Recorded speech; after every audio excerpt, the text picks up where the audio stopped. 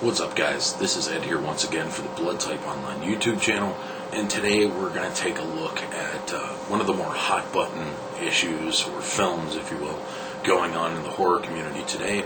That's going to be the brand new remake of A Nightmare on Elm Street. I was pretty lucky. I actually got to see this for free.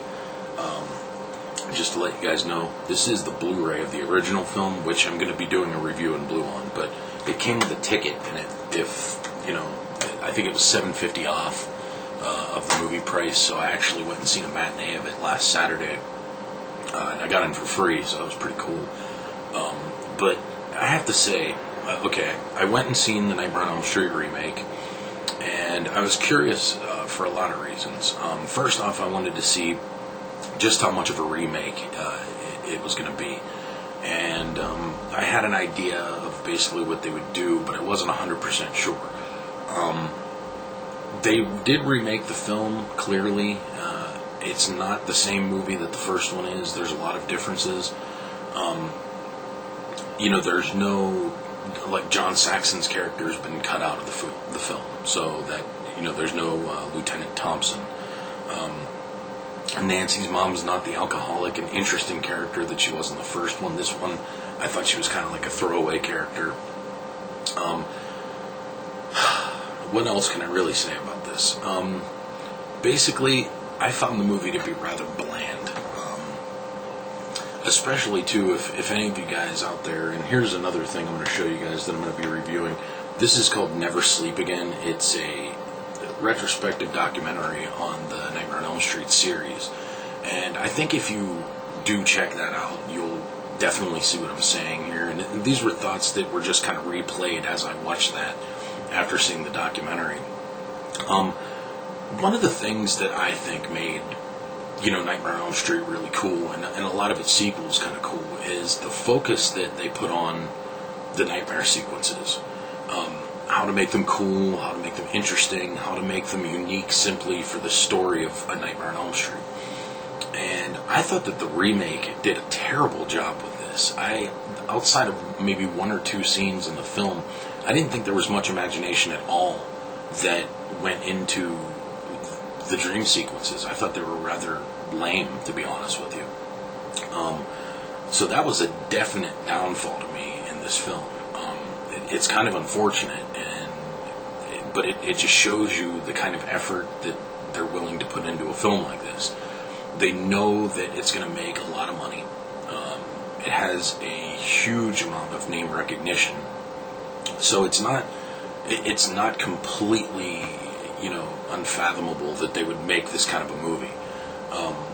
It's going to make money. But the thing is, you see the lack of effort that goes into it. They're just kind of slapping stuff together and throwing it together and putting it out there. And another reason why I say that is because look at the director of the movie. For you guys who aren't aware, a guy named Samuel Bayer was the director of the movie. And I'm going to do a little comparison real quick here with some of the other remakes that we've seen over the years. Last year, the very first big remake to come out, I guess, the second one after My Bloody Valentine, but it was Friday the 13th, the Friday the 13th remake. And Marcus Nispel was the director of that. I know a lot of people were up in arms about him being the director of it. But the fact of the matter is, he directed a very successful remake of Texas Chainsaw Massacre. Regardless of what you think about the movie, it was financially successful. And basically, when I heard Marcus Nispel was given the job to direct Friday the 13th, I figured, okay, of course, it makes perfect sense. He has already kind of done this. He directed Texas Chainsaw Massacre. It's not out of his realm. It's definitely material he can handle. And regardless of how good those films are, I understand why Marcus Nispel is the director of Friday the 13th. He has a track record. Samuel Bayer, on the other hand, I didn't know too much about him beforehand. I actually watched...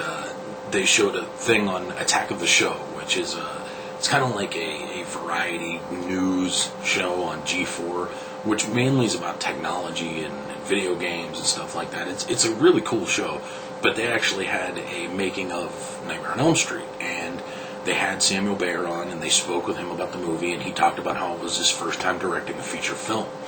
Well, that kind of struck me as odd. I'm like, okay, well, why is this guy, this guy didn't write it.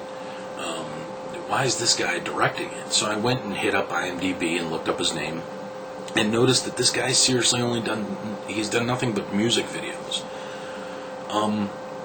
I don't think he was the right person to do this. I mean, I think it's pretty clear when you watch the remake that he was very uninspired by any of the original films, regardless of what he says in interviews, from my perspective. But I just think he was a bad choice, and I think that a lot of the themes that make Nightmare on Elm Street so interesting were just completely glossed over. The only thing that wasn't was the fact that Freddy was a child molester. They talk openly about that in this film, and I thought that was a little brave, so that was kind of cool. It adds a darker theme to it.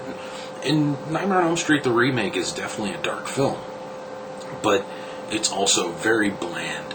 It comes off as extremely mediocre. And to be honest with you, when you're comparing it, and I know a lot of people don't like doing this, but I think there's no way around it.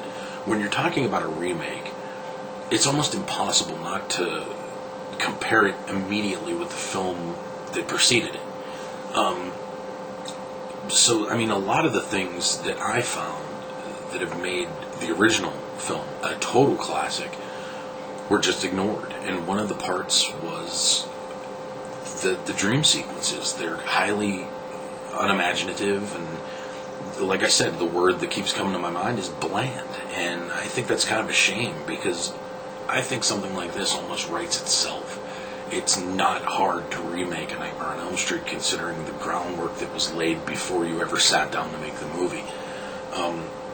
But I was very disappointed in the dream sequences here. Also, something that I didn't like, and now a lot of people, and this is one of the major reasons why I wanted to see the film to begin with, there's been a huge debate everywhere on the internet and with horror fans and wherever you go, pretty much, where people were talking about this movie, the debate on whether or not Robert Englund should have been Freddy. And there's a lot of arguments for both sides. I would much rather see it be Robert Englund, but, Jackie Earle Haley's more than a capable actor who could handle, this type of material. The only problem is, when you watch the movie, I don't have a problem with Jackie Earle Haley's performance as Freddy Krueger. I have a problem with what was written for him in the movie. Because the way I thought about it, before hearing that he was cast as Freddy Krueger, I'm like, man, they better get Robert Englund in here. Because if not, this thing could be a total disaster. And once I heard Haley was given the role, I thought, well, I'd much rather have it be Robert Englund, but that's a pretty good choice. This guy's a good actor. He could definitely handle the material. And my thinking was, I can't wait to see what they give him to play with. Because he's, like I said, he's more than a capable actor. He could be given material to play with on his own, and he can achieve certain things that an actor below him couldn't do. So that's the thing I couldn't wait to see. I was like, I gotta see this guy's performance. And I have to tell you, I was completely underwhelmed by it, and it's not his fault. I thought that he did the best with the material that he was given, and unfortunately, it wasn't very much. You figure if you're going to bring an actor of his caliber in to play the pivotal role in the film, and it's a guy with some acting chops. I mean, this guy's been nominated for an Oscar before. Why don't you give him some material that's, interesting, that's going to add layers to the character? They didn't do it, and I was completely befuddled by that. I didn't understand it at all. Just a total waste. And another thing that I thought about, if it's a money issue, like if Robert Englund would want too much money to come in, I see how studios think, I know that line of thinking, and I see where they're coming from. But you would have to think a guy like Jackie Earle Haley is not going to take less money than a Robert Englund anyway. So why not give him material that would be suitable for an actor of his caliber? He can handle it, but they didn't. It was sad, and they didn't, and the role ends up being kind of underwhelming.